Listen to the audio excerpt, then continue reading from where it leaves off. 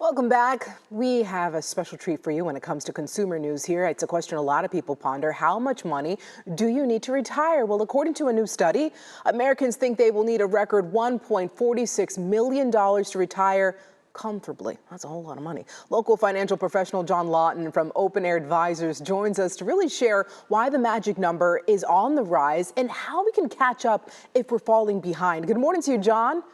Good morning, Cleo. All right, so let's get right to it. How much should people be saving, whether it be monthly or yearly, on the road to retirement? A good rule of thumb that we use is 10 to 15% of your annual salary. A couple of benchmarks you should be looking out for. At 30, you should have about 1 times your annual salary saved. By 40, you should have about 3 times your annual salary saved. At 60, about 8 times your salary saved. And by retirement age, you should be somewhere between 10 and 12 times your retirement, your salary saved for retirement. Now, let me also say that every plan is different. Every person is different. So some people need a little more than that. Some people need a little less. Well, what about the significant gap between what people think they need versus what they actually have saved for a comfy life after their career? Can you explain that? Well, there was a recent report done where only more than half of Americans today don't even have a dedicated retirement savings plan. So they don't even have an account that is their account for retirement. 49% under the age of 35 only have about 18% or $18,000 saved. 51% of people between 65 and 75 have $200,000 saved for retirement. So you're right. We have a lot of folks that are really behind. The reason that there's a gap, I mean, we've seen inflation be rampant in the last couple of years.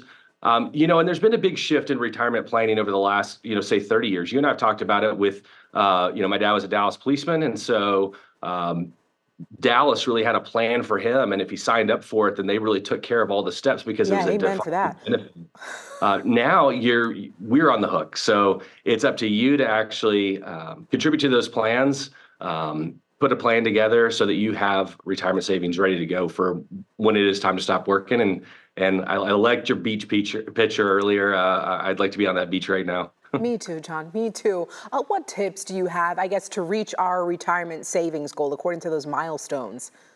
Sure. Take advantage of any plan. So if you've got a 401k at work, again, we recommend between 10 and 15% of your annual salary going to that plan. If you can't afford that amount, a lot of plans will give you free money. They'll give you, a match contribution. Let's at least make sure that we're getting up to that match. Beyond that, I would say open an IRA. There's 2 types of IRAs. One is a traditional IRA, one is a Roth. The traditional IRA can help you save taxes today. The Roth is tax-free in retirement. So we need to balance that. For some folks, the traditional IRA is going to be better. For some folks, that Roth IRA is going to be better because you're not going to have a reduction in taxes there in retirement.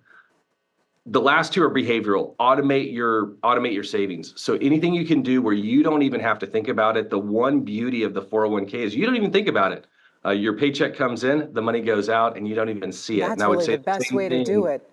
Exactly. Yeah. And if you do that with a traditional IRA, any kind of savings plan, automate that process so you don't have to make the decision to save the money. It's already made for you. It's what you're going to do and push it out. The last thing I would say is avoid penalties.